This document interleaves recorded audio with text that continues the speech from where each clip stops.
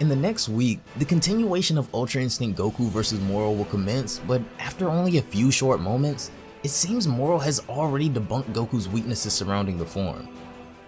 Goku has been making groundbreaking progress in his trials with Ultra Instinct, but there appears to have been a grave miscalculation somewhere. Although he's already displayed the pinnacle of the power of Ultra Instinct before, it seems Goku still hasn't yet perfected it, even though he controls Saiyan at will now. The last hope for the universe may very well come down to Vegeta, as more and more I feel like I've been preaching about his time being now with how things are being set up in the near future.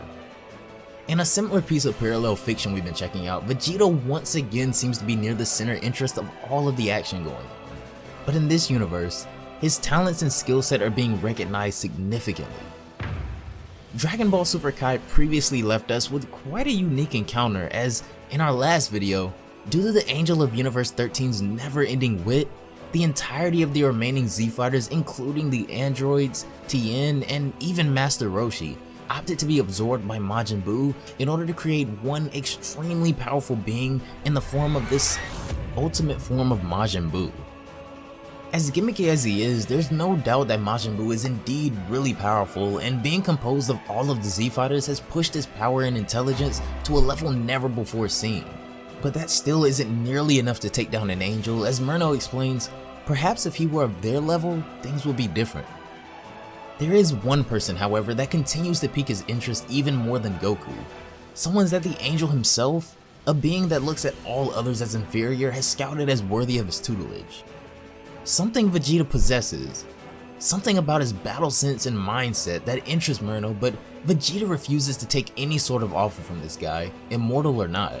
Taking his next actions as pretty much a slap in the face, the angel is infuriated to find out that Vegeta has chosen to undergo training by the angel's father, the Grand Priest, in order to combat him later on, so Murno shows up quite abruptly and separates Whis and the Grand Priest from the Z Fighters.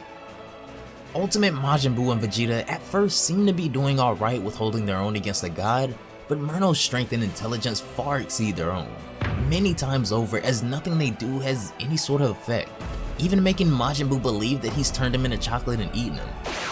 This is when Freeza, thought to have already been disposed of by Murno in their first encounter, shows up on Earth out of nowhere, saving Majin Buu from certain death at the hands of the angel, but not for his sake. Freeza has returned for revenge of his own in this epic once-in-a-lifetime dream match. If you guys want to check out the original chapter for yourselves, the link to DBS Kai's fan manga will be down below in the description box, and once again, I want to thank you guys so much for showing out with all of the love and support lately. You all have just been absolutely rocking it. If you haven't already, be sure to have that notification bell turned on to never miss a future upload, and also follow me on both Twitch and Twitter to keep up with me and all Dragon Ball and anime related content. But without further ado, as we return to our latest dilemma back on Earth in Universe 7, the first thing we're shown is the shocked faces of Vegeta, Super Buu, and the previously extremely confident and angry Golden Frieza. But why? Frieza was the one that showed up with the surprise attack. Oh, you seem surprised, mortals. Was it something I said, perhaps? The angel utters, as now we see that not only is Murno here, but a clone of himself has shown up as well. Vegeta ascends up in the air to the angel, saying that this was unexpected, but he knew he was hiding something this entire time. So, one of your powers is creating clones then? I'm sensing the exact same level of power from the both of you, so this is not an illusion, Vegeta says. Am I correct in saying this? My, as expected from someone as keen as you, Vegeta, the angel replies. Certainly took you long enough, but I have a suspicion you've been aware of this since we first met. Vegeta says that he knew he was up to something and he hides his power really well, but something has been off this whole time, and this just confirms his suspicions. But now that they know this, they should fare better, right? Ha, the angel replies, mortals, honestly, it doesn't matter either way because this isn't just a clone, but far different from what you think you know.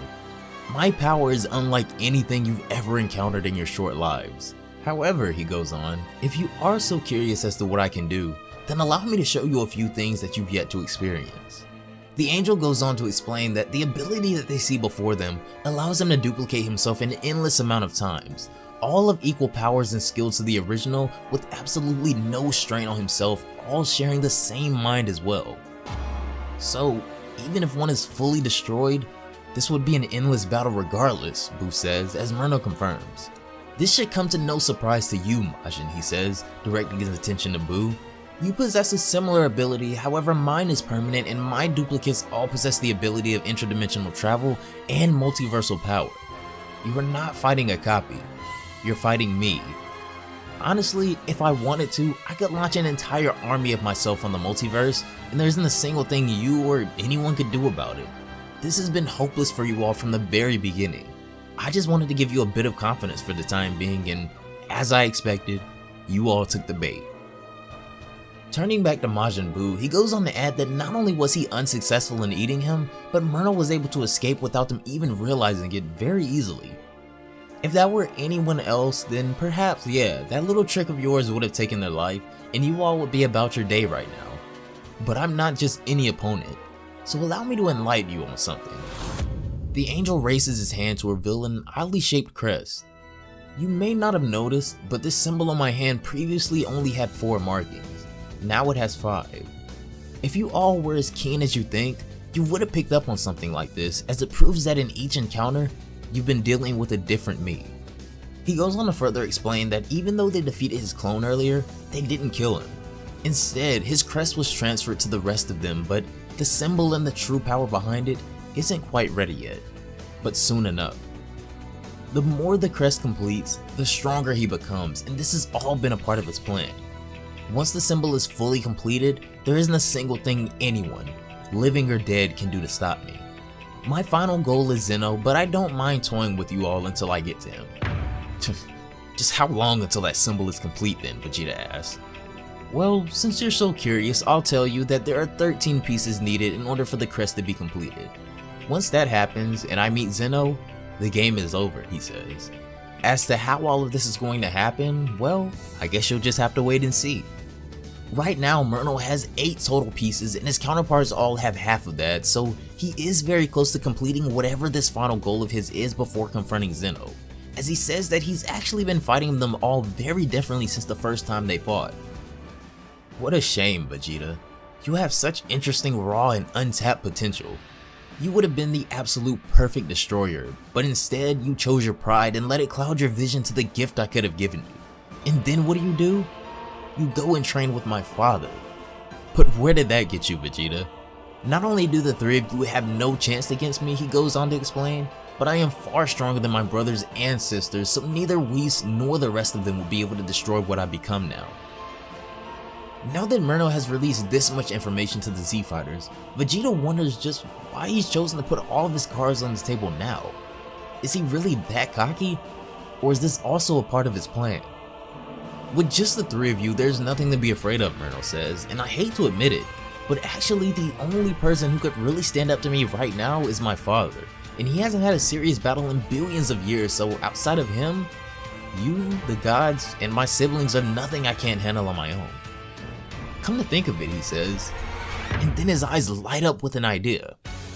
Vegeta, if you were actually able to do so, I honestly wouldn't mind dying by your hand. It would only help me anyway, but only if you can. Of course it won't be easy, especially for a mortal, he goes on, but I would accept this fate if you were the one to do it, Vegeta, so what do you say? Vegeta of course responds that he would love to be the first Saiyan to kill an angel. As long as I live to fight, you won't complete that crest, angel, he says, as Boo and Freeza ready themselves as well. With the information Myrtle presented everyone with in this chapter, it seems like the quicker they take him out, the better, but per his own words, the only one that can even stand up to him at this point is his own father, the Grand Priest.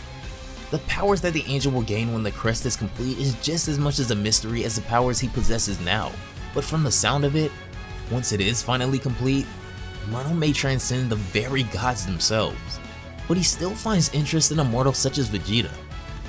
Whether this is more bait or not, Vegeta has once again been chosen by Myrtle, but this time not for training. If there will be one to defeat the angel, it seems like he'll only accept it if it's Vegeta to be the one to kill him for some reason, after commenting on the amount of untapped power and potential he still possesses, and how he would make the ideal god if he had chosen that path. But still, Destroyer God or not, Vegeta is being looked at as the first Saiyan ever being worthy enough to take the life of an angel, and this is a challenge I don't think he would ever turn down.